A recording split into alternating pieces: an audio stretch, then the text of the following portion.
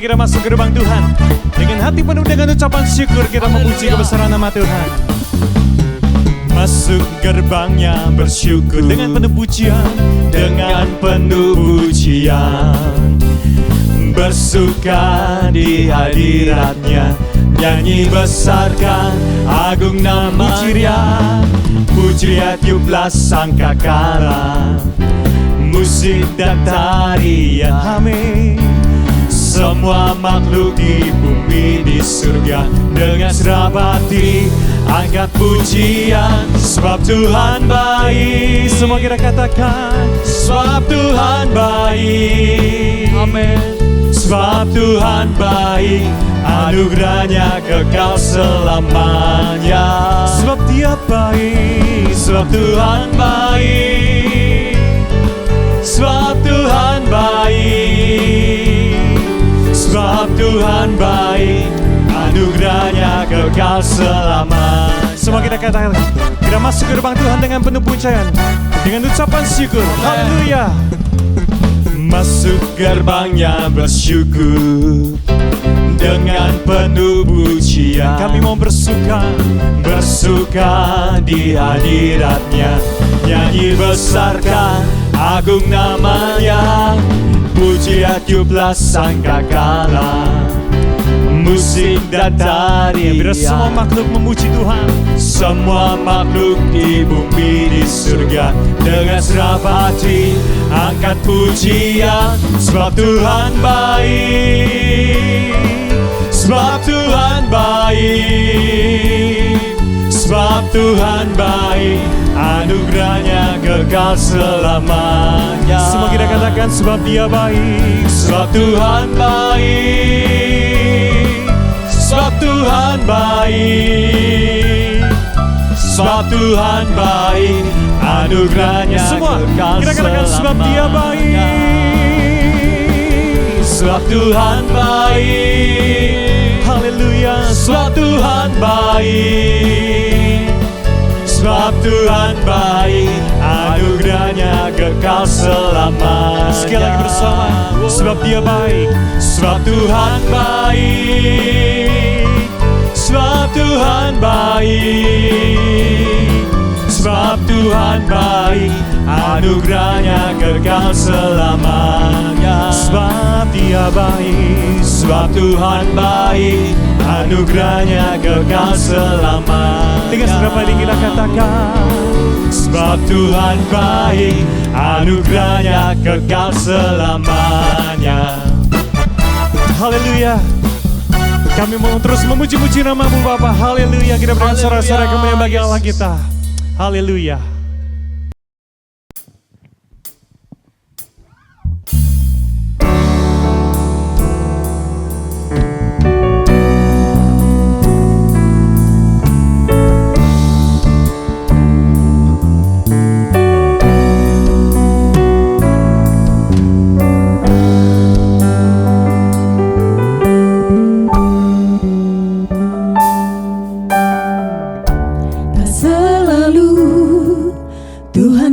Jawab doa, namun Dia beri yang terbaik di waktu yang tepat. Izinkanlah Tuhan untuk bekerja, yang mustahil menjadi mungkin oleh karena percaya.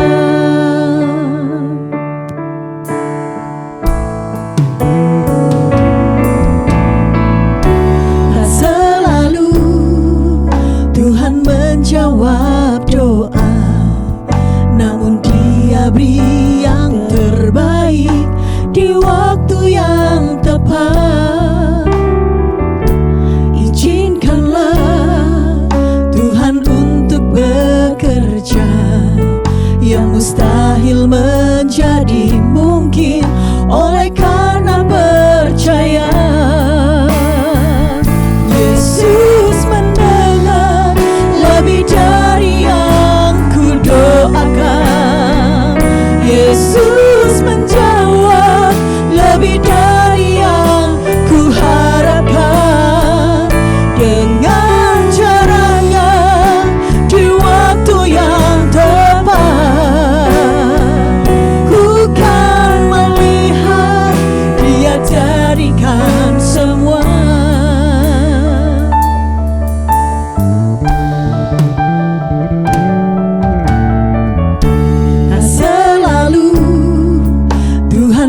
menjawab doa, namun Dia beri yang terbaik di waktu yang tepat. Izinkanlah Tuhan untuk bekerja, yang mustahil menjadi mungkin oleh karena percaya. Yesus mendengar lebih dari yang kudoakan. Yesus menjawab lebih dari yang kuharapkan. Dengan caranya di waktu yang tepat, ku kan melihat Dia jadikan semua. Yesus mendengar lebih dari yang kudoakan. Yesus menjawab lebih dari yang kuharapkan. Dengan caranya di waktu yang tepat, ku kan melihat Dia jadikan semua. Ku kan melihat Dia jadikan semua. Ku kan melihat Dia jadikan semua.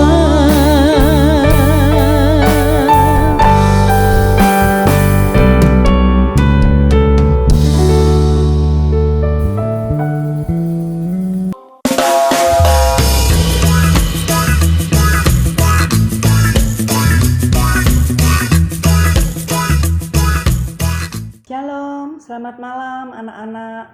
Selamat bertemu kembali dalam BSK Bible Study for Kids. Malam ini kita kembali akan belajar kebenaran firman Tuhan. Tapi sebelumnya mari kita sama-sama berdoa.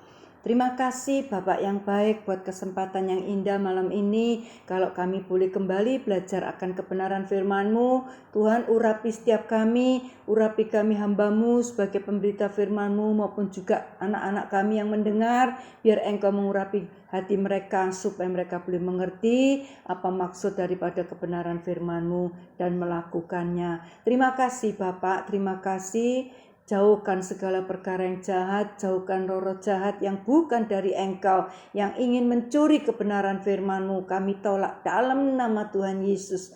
Makasih Tuhan, kami siap untuk belajar kebenaran akan firman-Mu malam ini. Dalam nama Tuhan Yesus, kami ucap syukur. Amin. Puji Tuhan, bagaimana keadaan anak-anak, sehat semuanya? Puji Tuhan, Tante Paulus juga sehat. Tema malam ini yaitu 3 hari dalam bait Allah. Kita akan baca ayat emasnya yaitu Lukas 2 ayat 46. Lukas 2 ayat 46, demikian firman Tuhan. Sesudah 3 hari mereka menemukan Dia dalam bait Allah, Ia sedang duduk di tengah-tengah alim ulama sambil mendengarkan mereka dan mengajukan pertanyaan-pertanyaan kepada mereka. Anak-anak, ini latar belakangnya yaitu bahwa setiap hari Paskah, setiap perayaan Paskah, orang Israel atau umat Israel itu pasti merayakannya ke bait Allah atau pergi ke Yerusalem, tempat bait Allah itu didirikan. Mereka pesta perayaan Paskah. Nah, tidak luput keluarga putra manusia Yesus, papa mamanya beserta saudara-saudaranya semua pergi ke Israel untuk merayakan Paskah di bait Allah. Nah, dalam perjalanan itu mereka boleh tiba di Paskah di bait Allah, lalu mereka pulang. Dalam 1 hari perjalanan pulang itu, orang tuanya mencari putra manusia Yesus. Di mana ini kok tidak ada?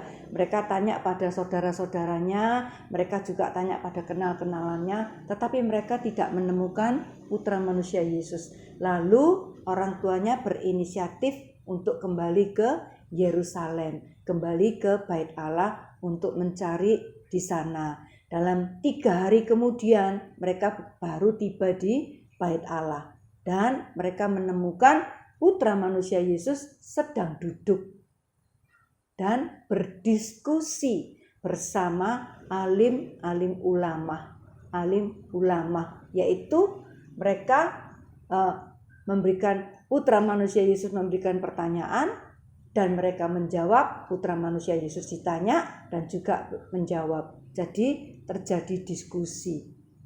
Nah, waktu orang tua mereka melihat, mereka juga terkejut. Duh, kok bisa anaknya ini sampai seperti itu? Nah, ketika itu lalu mereka mengajak pulang. Ya, mengapa kamu menyusahkan kami? Orang tuamu mencari di mana-mana kok tidak ada. Ayo kita pulang, diajak pulang. Lalu Putra Manusia Yesus ini taat dan pulang. Sampai mereka tiba di rumah mereka masing-masing. Ini peristiwa yang luar biasa. Ya, waktu itu Putra Manusia Yesus itu berumur 12 tahun. Tapi wawasannya akan firman Tuhan, pengetahuannya akan firman Tuhan itu luar biasa. Sehingga apa?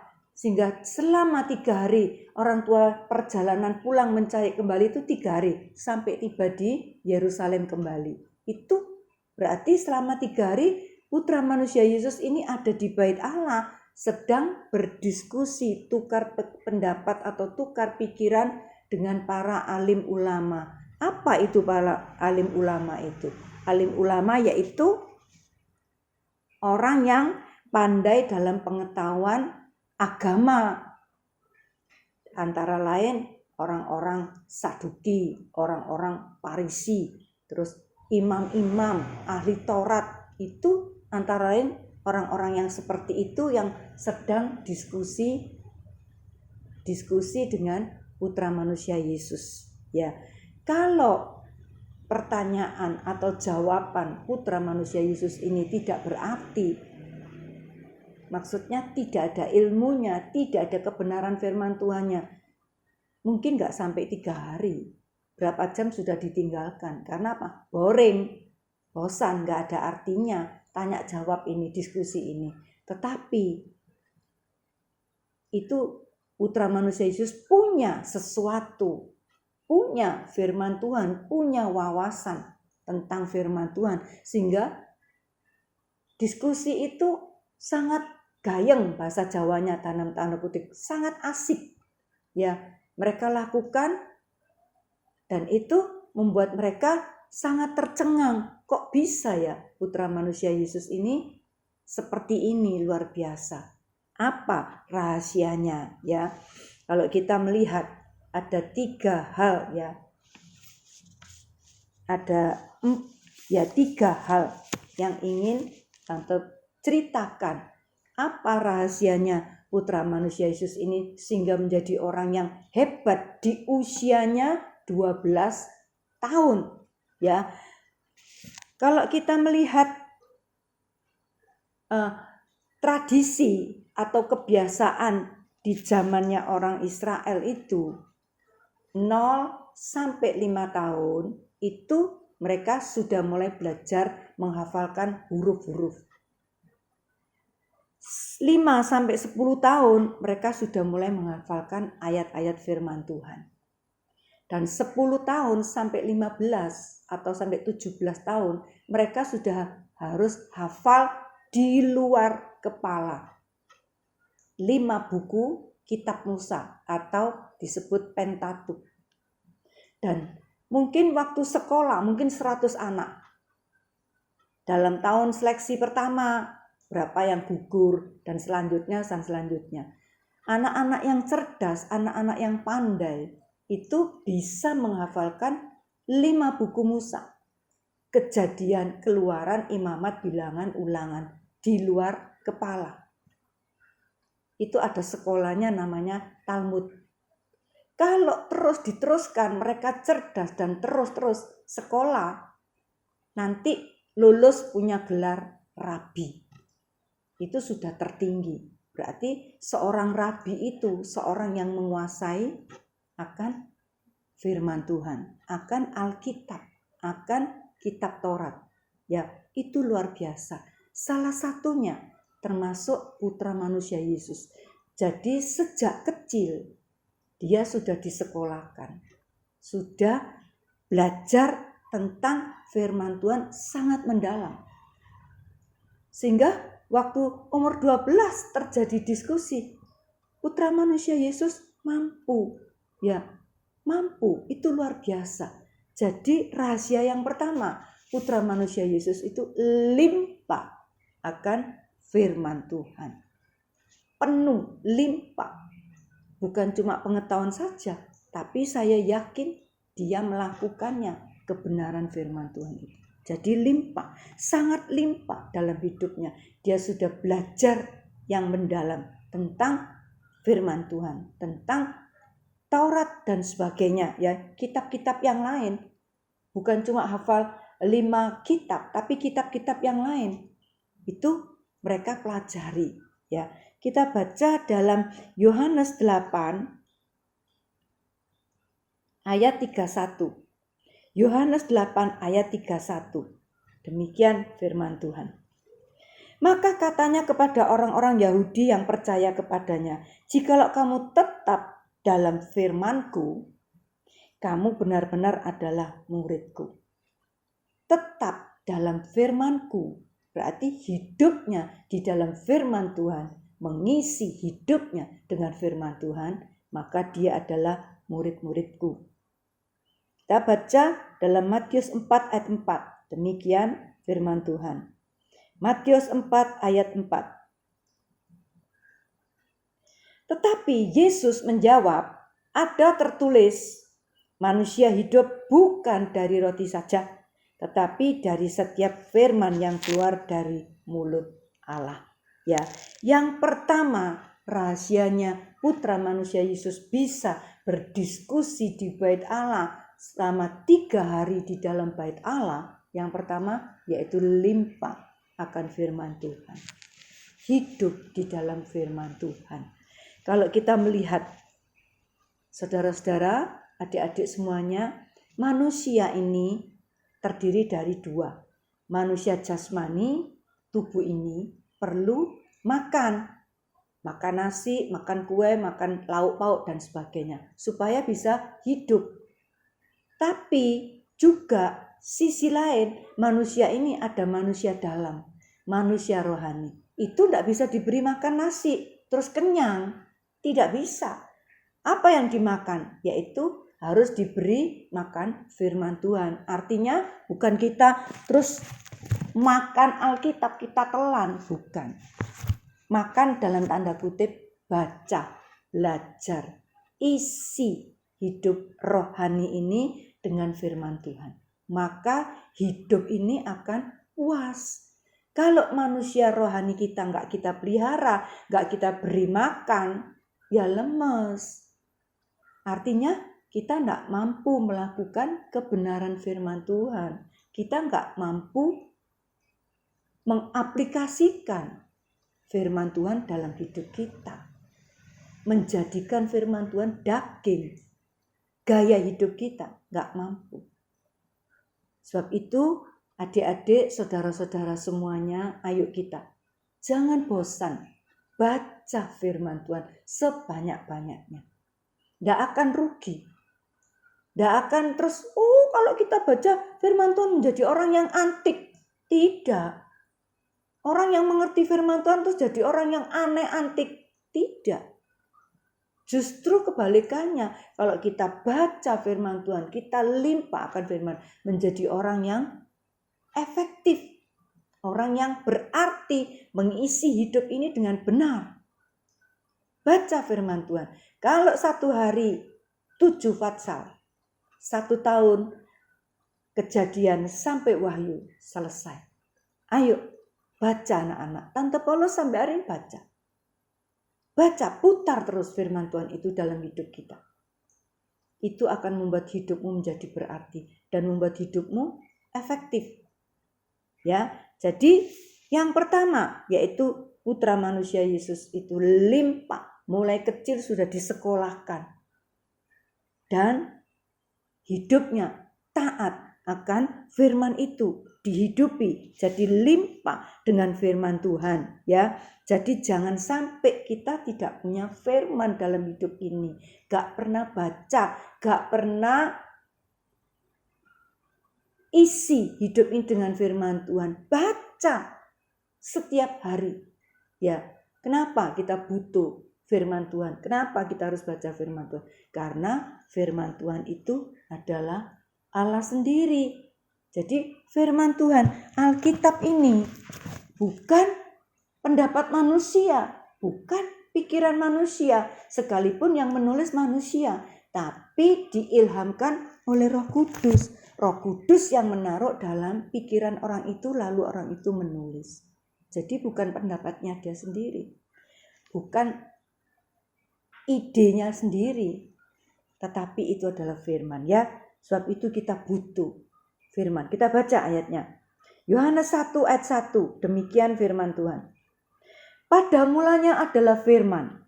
Firman itu bersama-sama dengan Allah. Dan firman itu adalah Allah. Jadi Alkitab ini isinya adalah perkataan Allah sendiri. Yang ditulis oleh manusia yang diilhami oleh Roh Allah. Jadi bukan sembarangan terus orang menulis cerita dongeng, tidak. Semua itu diilhami oleh Roh Kudus. Dalam Yesaya dikatakan bahwa firman Tuhan itu dikumpulkan. Allah sendiri yang berbicara, Rohnya mengumpulkan. Tidak ada satupun yang lebih atau kurang. Dan tidak ada satu firman pun yang tidak digenapi, yang tidak terjadi dalam hidup ini, dalam dunia ini. Semua yang difirmankan Allah pasti jadi. Baca firman Tuhan, belajar firman Tuhan dengan baik, simak, lalu aplikasikan, maka hidup kita akan berarti ya. Sekarang kita akan melihat ciri-ciri orang yang limpah akan firman Tuhan. Apa sih ciri-cirinya orang yang limpah firman Tuhan? Yang pertama, penuh hikmat. Putra manusia Yesus berdiskusi, kalau enggak punya hikmat ya kalah. Apalagi dengan ahli Taurat, dengan orang-orang Farisi, dengan imam-imam, ya kalah. Tapi mengapa Putra manusia Yesus bisa diskusi? Karena penuh firman Tuhan dalam hidupnya. Orang yang penuh firman Tuhan itu punya hikmat.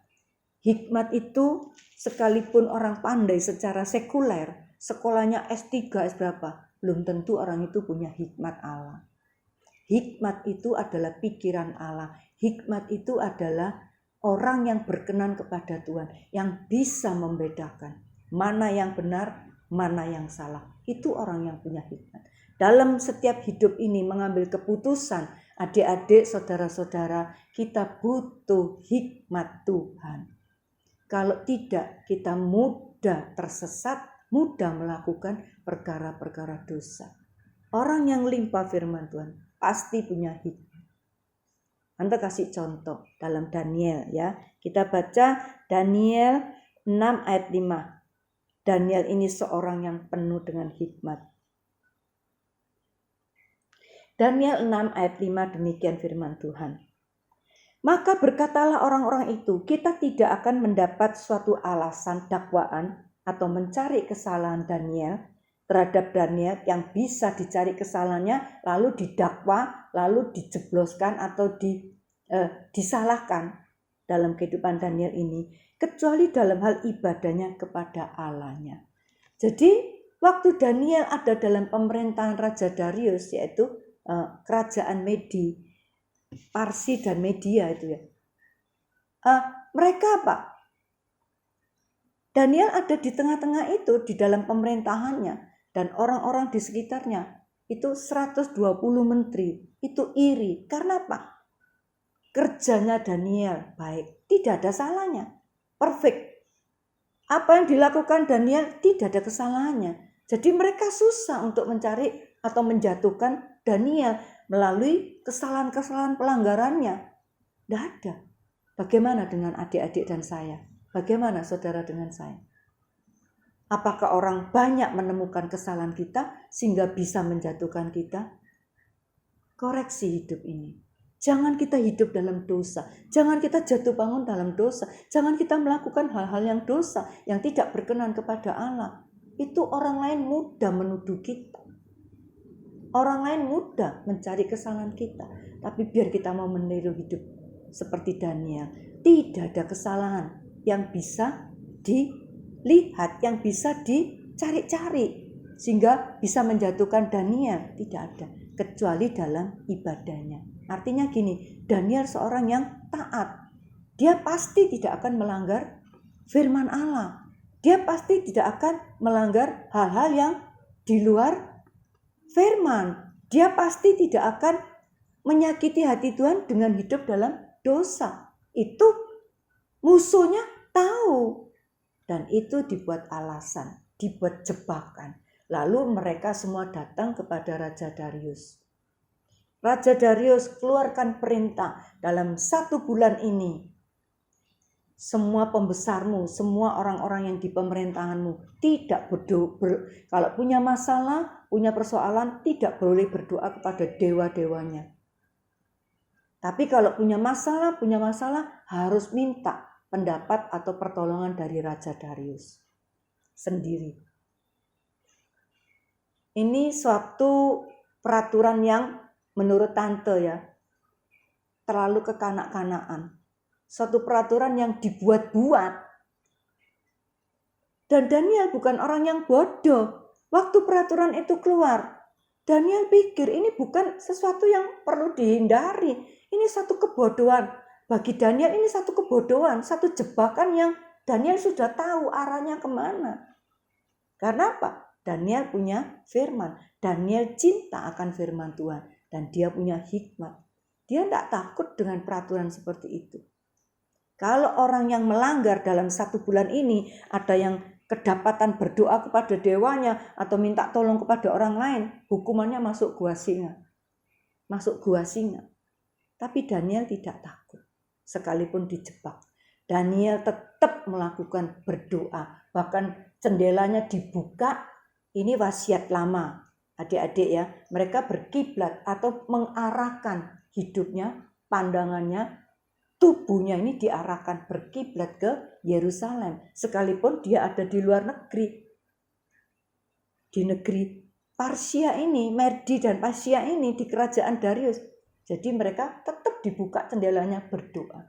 Wah, orang-orang yang musuhnya itu, wah ini kesalahan Daniel. Kita sudah dapatkan. Lalu Daniel ditangkap, dilaporkan. Dan konsekuensinya sudah ada perjanjian. Masuk ke gua singa. Dan Daniel dimasukkan gua singa. Daniel gak takut. Apakah dimakan singa? Tidak. Allah pembelanya. Karena Daniel benar. Daniel melakukan firman Tuhan. Daniel penuh hikmat. Dia tidak takut dengan jebakan-jebakan yang seperti itu. Jadi Daniel tetap selamat, tidak dimakan singa. Justru sesudah Daniel dikeluarkan, semua menteri itu 120 bersama keluarganya dimasukkan ke lubang singa. Belum sampai mereka sudah ditangkapi. Adik-adik, saudara-saudaraku yang dikasihi Tuhan, penuhlah dengan firman Tuhan. Maka saudara akan menjadi orang yang berhikmat, bijaksana dalam mengambil keputusan. Sehingga mana yang harus kita pilih, dosa atau benar? Taat akan firman Tuhan atau tidak, melanggar? Bisa kita. Bisa tahu ini salah atau enggak? Pasti tahu. Karena roh yang di dalam kita ini sudah diterang, ditulisi oleh firman. Sehingga firman akan berbicara. Loh, kok kamu benci? Loh, kok kamu mulai tertarik milih orang lain? Loh, kok kamu seperti ini? Jelas. Jadi kita bisa tidak melakukannya. Ya.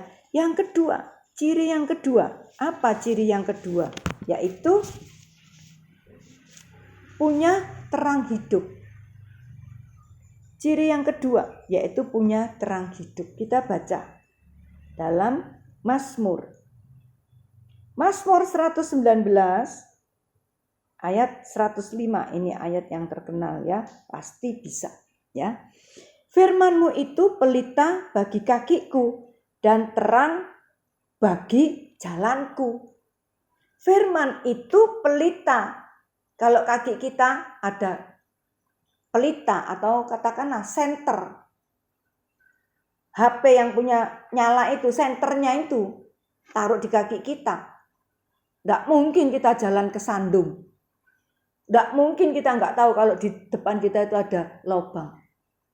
Nggak mungkin. Ada terang soalnya. Apalagi dalam hidup kita, terang bagi jalan kita. Sudah ada pelita, ada terang. Wah, orang yang hidup seperti ini pasti nyaman, terang. Bayangkan kalau seluruh dunia ini tidak ada mataharinya, tidak ada lampu, tidak ada semuanya cahaya, gelap. Orang tidak bisa melakukan apapun, gelap, tidak nyaman. Gambaran itu ada dalam hidup manusia. Manusia tanpa Kristus, manusia tanpa terang firman Tuhan itu hidup di dalam gelap, dalam tanda kutip. Matanya melihat, tapi rohaninya gelap. Sehingga apa? Tidak tahu jalan yang benar itu mana. Bisa jalan siksak kiri kanan, mencuri dianggap benar karena perutnya lapar.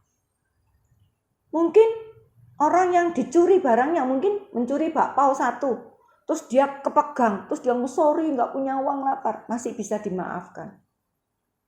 Masih bisa dimaafkan. Tapi itu kalau dia tidak mengaku, tidak ketahuan, tidak mengaku, sekalipun karena lapar, kalau itu mencuri, menurut Amsal Soleman mengatakan, itu tetap dosa. Sekalipun alasannya benar. Lebih baik kita minta. Orang yang punya terang firman Tuhan tahu kalau mencuri itu dosa. Kalau berzina itu dosa. Kalau membunuh itu dosa. Tahu, punya terang. Firman Tuhan itu bisa menerangi hidup kita. Sehingga kita tidak sembarangan berbuat dalam dosa, hidup dalam gelap. Terang. Kita punya terang. Firman itu. Sehingga kita tahu jalan mana yang kita. Jadi kita nggak siksak, nggak ngawur. Segala perkara kita nggak peduli. Yang penting tujuannya baik. Wah, nggak peduli. Yang penting untuk kebenaran dalam tanda kutip. Yaitu tujuannya baik. Mencuri pun tidak masalah. Yang penting tujuannya baik, menolong orang. Firman Tuhan katakan dosa adalah dosa.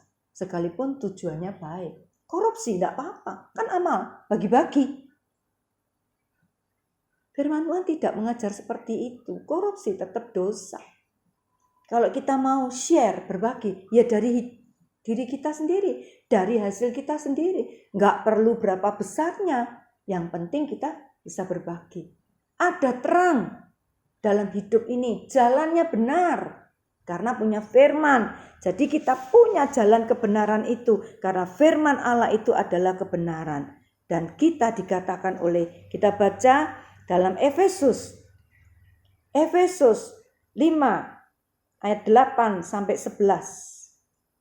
Efesus 5 ayat 8 sampai 11 demikian. Memang dahulu kamu adalah kegelapan, tetapi sekarang kamu adalah terang di dalam Tuhan. Sebab itu hiduplah sebagai anak-anak terang, karena terang hanya berbuahkan kebaikan. Jelas, terang berbuahkan kebaikan dan keadilan dan kebenaran. Baik, adil, punya sesuatu adil, ingin berbuat baik. Tapi kalau nggak benar, nggak cocok. Kita berbuat baik harus dalam kebenaran terang firman Tuhan. Kita adil harus dalam terang firman Tuhan. Betul-betul adil ya. Dan ujilah apa yang berkenan kepada Tuhan. Anak-anak terang itu berjalan dalam terang firman Tuhan. Bisa membedakan antara dosa dunia yang gelap dengan dunia yang terang.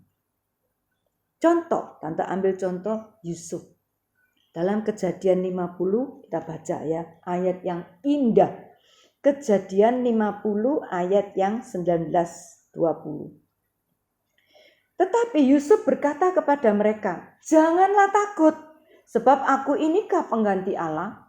memang kamu telah merekah-rekahkan, merencanakan, bersiasat yang jahat terhadap aku, tetapi Allah telah merekah-rekahkannya untuk kebaikan.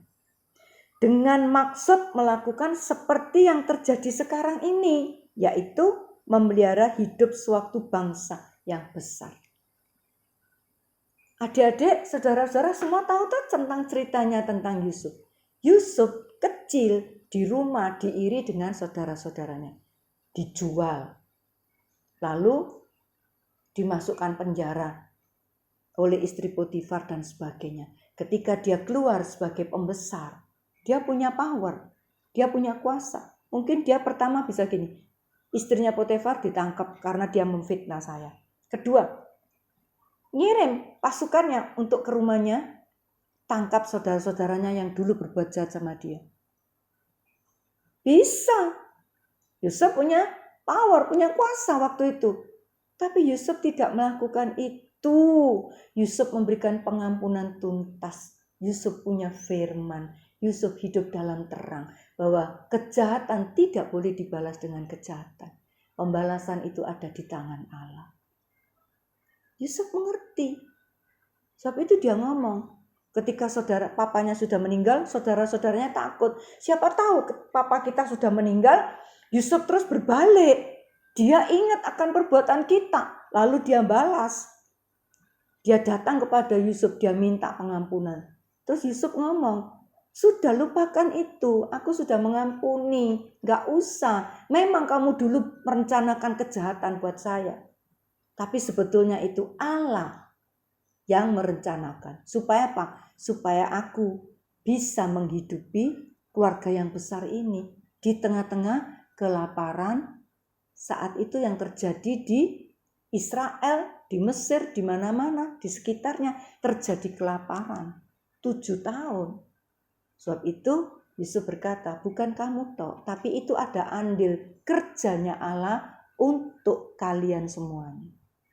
Orang yang punya terang firman Tuhan, betapa enak hidupnya. Tidak menyimpan kesalahan orang lain, tidak berbuat jahat kepada orang lain, tidak ingin balas kejahatan dengan kejahatan. Buang semua dosa, buang semua kebencian, buang semua iri, buang semua merasa tidak nyaman dengan orang yang diberkati, melihat orang yang diberkati. Iri, benci, buang. Itu akan membinasakan.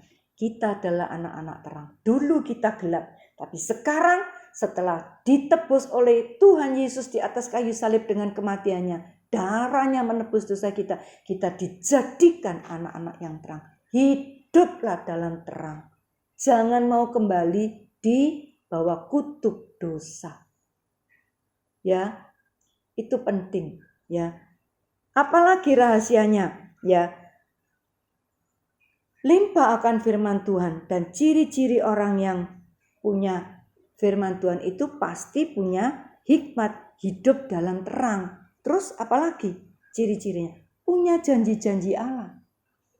Orang yang punya firman Tuhan, orang yang menghidupi firman Tuhan, orang yang baca firman Tuhan, simpan firman Tuhan, lalu melakukannya. Orang-orang itu punya janji Allah. Tante Paulus cuma menyebut 4 janji Allah yang mewakili masa depan. Yeremia 29 ayat 11, kita baca aja ya supaya jelas. Ada janji-janji Tuhan untuk orang yang percaya akan masa depannya. 11. Sebab aku ini mengetahui rancangan-rancangan apa yang ada padaku mengenai kamu. Demikianlah firman Tuhan, yaitu rancangan damai sejahtera dan bukan rancangan kecelakaan, untuk memberikan kepadamu hari depan, masa depan yang penuh harapan. Untuk masa depan Allah merencanakan bahwa kita semua anak-anak tebusannya, orang-orang percaya, diberikan masa depan yang cerah. Kalau sekarang mungkin adik-adik yang sekolah, bagaimana masa depanku? Sesudah sekolah, sesudah kuliah, apakah aku dapat pekerjaan? Percayalah. Tante banyak melihat, salah satunya anaknya tante. Dua-dua anaknya tante Paulus lulus. Baru seminggu lulus, sudah ditawari kerjaan. belum mencari kerjaan. Luar biasa, bukan anaknya Tante Paulus toh. Teman-temannya yang sama-sama cinta Tuhan, yang menggunakan hidupnya untuk Tuhan, untuk pelayanan mulai sekolah minggu, sampai pelajar, sampai kap. Nggak pernah lihat masa depan yang jelek. Tante Paulus dengan mata kepala sendiri nggak pernah lihat. Semuanya punya masa depan yang jelek. Jangan takut akan masa depan. Cintai Tuhan. Miliki firman. Miliki janji-janji Tuhan. Orang yang limpah firman Tuhan. Yang pertama berhikmat. Yang kedua hidup dalam terang firman. Yang tiga punya janji-janji Allah. Tentang kesehatan, 1 Petrus 2:24b mengatakan, oleh bilur-bilurnya engkau disembuhkan. Pegang janji Tuhan, oleh bilurmu aku sembuh. Dalam Yeremia dikatakan, sembuhkan aku, maka aku akan sembuh. Janji-janji Tuhan untuk kesehatan banyak sekali. Dalam Keluaran dikatakan, setialah ibadah kepadaku, maka makananmu, minumanmu diberkati, dan kesehatanmu.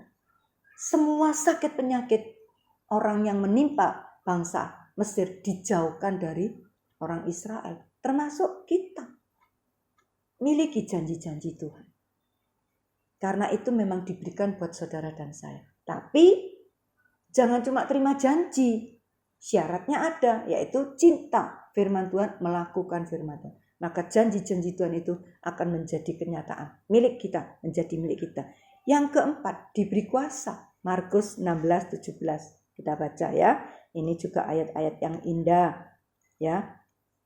Matius 6:33. Janji Tuhan dalam Matius 6:33 dikatakan, carilah kerajaan Allah serta kebenarannya lebih dulu, maka sekaliannya ditambahkan kepadamu. Dalam nafkah, Tuhan berjanji. Dalam pernikahan, kita baca ini. Pengkhotbah. Dalam pernikahan, Pengkhotbah 4 ayat 12. Bila mana seorang dapat dikalahkan, 2 orang akan dapat bertahan. Tali tiga lembar tidak mudah terputuskan. 1 orang mungkin mudah dikalahkan, tapi 2 orang suami istri jauh lebih baik karena ada saling menolong. Apalagi kalau diikat dengan Kristus. 3. Kristus menjadi kepala dalam rumah tangga itu. Maka rumah tangga itu menjadi rumah tangga yang bahagia. Jelas dalam nafkah, dalam masa depan, dalam kesehatan, dalam rumah tangga, firman Tuhan itu jaminan. Janji dalam hidup kita sebagai jaminan. Sebab itu enggak perlu takut. Juga dalam 2 Timotius 3:16 firman Tuhan itu akan mengajari kita. Bahkan memberitahukan hal-hal yang salah dalam hidup kita supaya kita itu dibersihkan, disucikan, ya.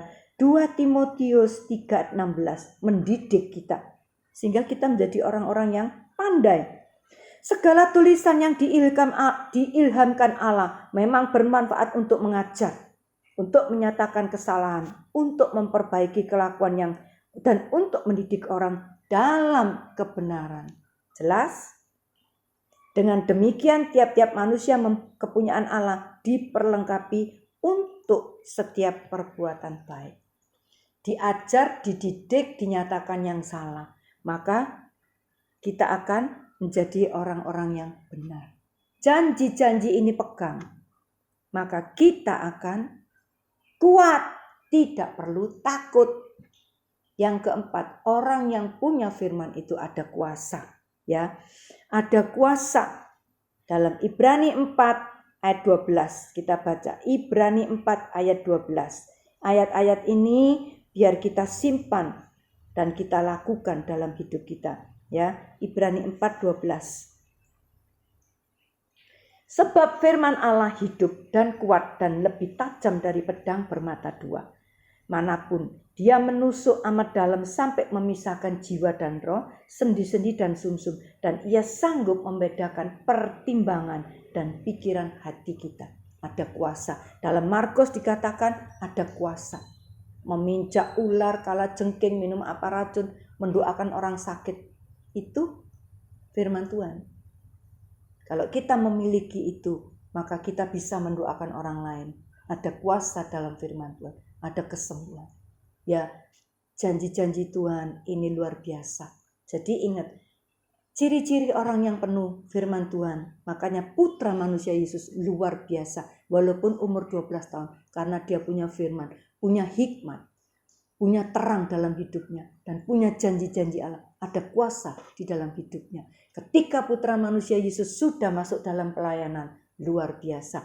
Air bisa menjadi anggur, lumpuh berjalan, bahkan mati pun bisa dibangkitkan. Tuli mendengar, buta bisa melihat.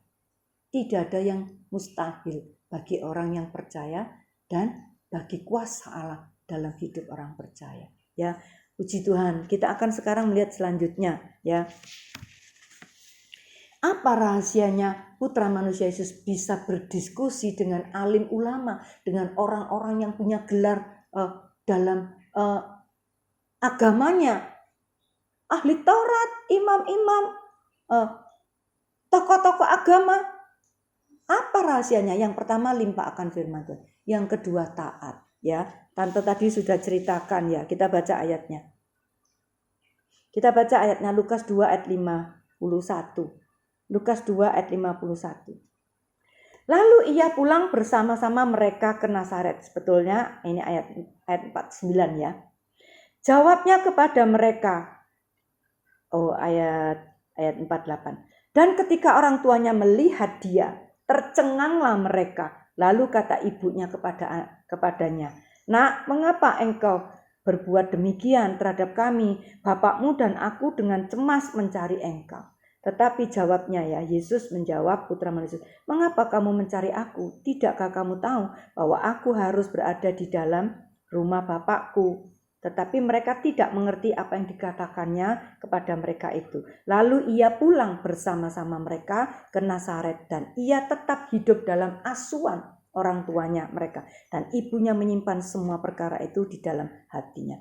Ketika gayang-gayangnya diskusi itu, tiba-tiba orang tuanya datang. Lalu mengajak pulang. Sekalipun ada jawaban putra manusia Yesus yang seolah-olah tidak enak. "Mengapa kamu mencari aku? Bukankah aku seharusnya memang ada di dalam rumah Bapakku?" Kelihatannya seperti nggak sopan. Tetapi putra manusia Yesus mengingatkan. Dalam tanda kutip tujuannya untuk mengingatkan kepada orang tua jasmaninya bahwa dia memang wajib untuk melakukan kehendak Allah lebih dari kehendak kedua orang tuanya, ya, mengingatkan, bukan kurang ajar, enggak. Ketika gayang-gayangnya seperti itu, lalu diajak pulang, Tuhan Yesus enggak bantah, Tuhan Yesus enggak teriak-teriak, Tuhan Yesus enggak melawan. "Kenapa kamu?" Enggak mau. Enggak. Tapi Tuhan Yesus mau pulang dengan mereka. Ya, dengan mereka mau pulang, langsung pulang, dan mereka kembali ke rumahnya masing-masing. Ketaatan putra manusia Yesus ini tidak dilakukan dalam semalam.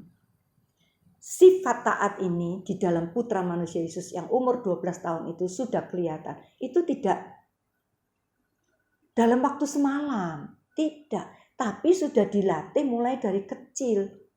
Tante percaya itu mulai dari kecil, dalam perkara yang kecil, mulai kecil mungkin ayo kamu bantu mama, ayo bantu orang tua, ayo kamu letakkan tempat tas sekolahnya di tempatnya dan sebagainya. Itu pasti kelihatan mulai dari kecil dididik dalam ketaatan, kedisiplinan, dan itu dilakukan oleh putra manusia Yesus. Ketika dia sedang diskusi, dia langsung menghentikannya dan pulang. Ketaatan ini luar biasa. Adik-adik, saudara-saudara, dan saya perlu ketaatan yang seperti ini. Kita perlu taat. Pertama, taat itu kepada siapa? Taat itu kepada Allah, kepada Tuhan Yesus, kepada firman-Nya. 100% kita taat. Nggak perlu ragu-ragu, nggak perlu ini salah apa benar. Apa yang dikatakan firman Tuhan mungkin gak cocok dengan logika kita, mungkin seolah-olah bertentangan dengan logika kita, tapi kalau itu firman Tuhan, taati saja, pasti benar. Contohnya Yairus dalam Markus 5:35, ketika dia minta tolong kepada Tuhan, Lalu datanglah orang-orang dari rumahnya bahwa memberitakan anaknya meninggal. Gak usah menyusahkan guru. Tapi putra manusia Yesus ngomong, percaya saja. Mana yang dia pilih? Tapi dia lebih memilih taat kepada firman yang diucapkan oleh putra manusia saat itu. Percaya saja. Jangan takut. Dia tidak takut. Sekalipun mendengar berita anaknya mati. Berita itu sumbernya benar karena dari keluarganya sendiri. Tapi Yairus taat dan akhirnya anaknya dihidupkan. Taat akan firman Tuhan. Sekalipun kadang-kadang seolah-olah bertentangan dengan logika kita. Tapi kalau itu firman Tuhan, taati saja. Pasti jadi. Yang kedua, yaitu orang tua. Taati orang tua kita. Efesus 6 kita baca aja ayatnya.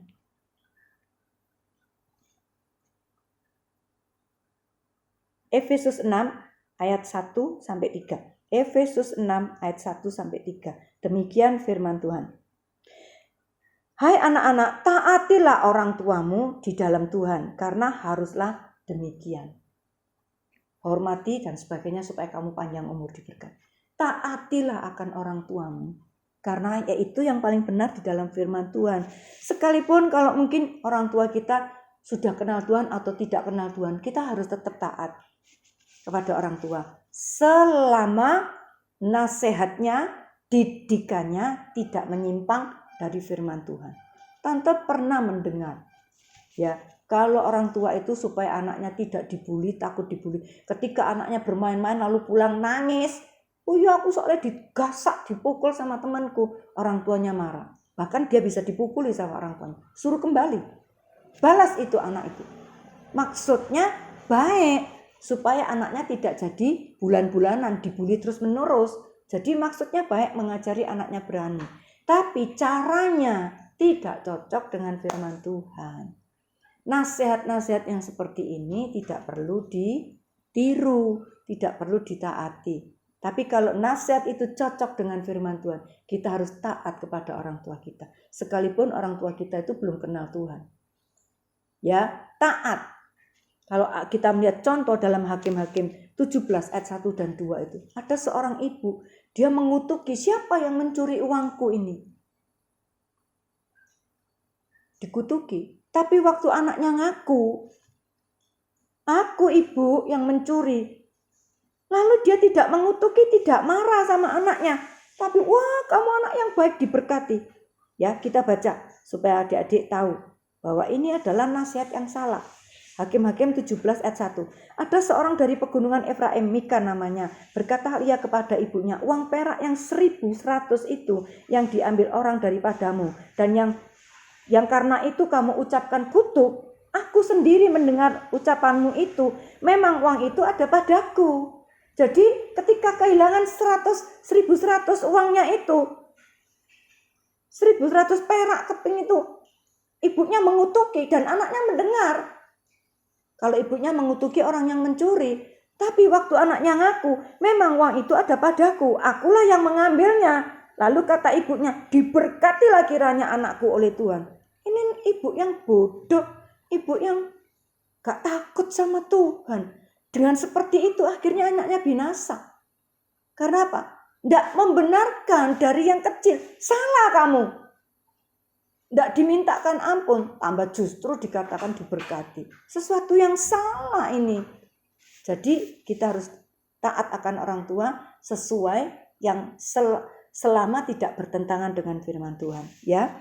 Yang ketiga, taat itu kepada pemerintahan. Ya. Ini Rom 13 ayat 1. Artinya apa? Rom 13 ayat 1. Demikian firman Tuhan. Tetapi orang harus takluk kepada pemerintah yang di atasnya. Sebab tidak ada pemerintah yang tidak berasal dari Allah. Dan pemerintah-pemerintah yang ada ditetapkan oleh Allah. Apa artinya takluk? Taat kepada pemerintah. Semua peraturan yang ada di negeri ini, di negeri yang kita tempati Indonesia, ya harus kita taati. Karena tidak ada pemerintahan yang berdiri dengan sendirinya. Itu semuanya datangnya dari Tuhan. Firman Tuhan mengatakan, orang percaya, orang beriman harus taat. Kalau ngurus SIM ya harus 17. Kalau menyeberang ya harus taat akan rambu-rambu lalu lintas. Kalau di sekolah, ya taat peraturan sekolah dan sebagainya. Itu yang dimaksud oleh Allah. Jadi orang yang seperti ini akan indah di hadapan Tuhan. Ya, Putra Manusia Yesus taat, saudara dan saya harus taat juga. Baik kepada Allah, baik kepada orang tua maupun kepada pemerintah. Yang ketiga, apa rahasianya Putra Manusia Yesus sehingga walaupun umur 12 tahun tapi bisa berdiskusi dengan alim ulama, orang-orang yang pandai di dalam agamanya, yang punya gelar. Yang pertama punya firman, yang kedua taat, yang ketiga diurapi, ya. Putra Manusia Yesus ini diurapi. Kita baca dalam Lukas 2 ayat 40. Demikian firman Tuhan, anak itu bertambah besar dan menjadi kuat, penuh hikmat dan kasih karunia Allah ada padanya. 52, sesudah dia besar. Dan Yesus makin bertambah besar dan bertambah hikmatnya dan besarnya dan makin dikasihi Allah dan manusia. Jadi penuh hikmat, kasih karunia Allah dalam hidupnya, diurapi. Ada kasih karunia Allah. Kalau kita baca dalam 1 Korintus 12 ayat 4, itu ada 9 karunia. Saudara dan saya harus kejar ini. Minta. Pertama, hikmat, pengetahuan, marifat. Yang 4, iman, kesembuhan, dan mujizat. Terus, nubuat, membedakan roh, dan bahasa lidah. 9 karunia ini perlu kita minta. Kita minta hikmat, minta bisa membedakan roh, minta karunia bahasa lidah, bahkan kita bisa minta nubuat, kita minta mujizat dan sebagainya. Paulus punya 9 karunia. Dia bisa bernubuat, dia bisa menyembuhkan, bahkan membangkitkan orang mati. Dia bahasa lidah, bisa juga punya iman, punya hikmat Allah, pengetahuan, marifat, dan sebagainya, punya mujizat. Kita juga bisa minta. Ya, minta karunia itu. Kalau kita semakin dewasa menyenangkan hati Tuhan, berkenan kepada Tuhan, maka Tuhan juga akan memberikan karunia-karunia itu untuk kita hidup benar, untuk kita melayani pekerjaannya. Sebagai kesimpulannya, yaitu kita melihat sebagai kesimpulannya, kalau mau hidup berkemenangan, kalau mau hidup pandai, berhikmat seperti Putra Manusia Yesus, maka tirulah teladan hidup Kristus, ya, supaya kita hidup berkemenangan, penuh hikmat, limpah akan karunia Allah dalam hidup kita. Tirulah cara teladan hidup Yesus, penuh dengan firman limpah dan taat akan firman Tuhan. Maka urapan itu, karunia itu akan Tuhan berikan. Puji Tuhan, firman Tuhan sampai di sini, kita akan tutup dalam doa. Terima kasih Bapak yang baik, Engkau sudah memberkati kami dengan firman-Mu, biar firman-Mu ini bukan sekedar kami dengar, tapi firman-Mu akan kami lakukan, supaya hidup kami berbuah-buah. Berkati anak-anak kami dalam kesehatannya, masa depannya, nafkah kedua orang tuanya, pendidikannya. Tuhan, jauhkan dari pergaulan yang jahat, supaya mereka boleh bisa memilih. Jauhkan dari dosa-dosa seks bebas, jauhkan dari perkara yang jahat, supaya anak-anak kami ini boleh tumbuh benar di dalam Engkau.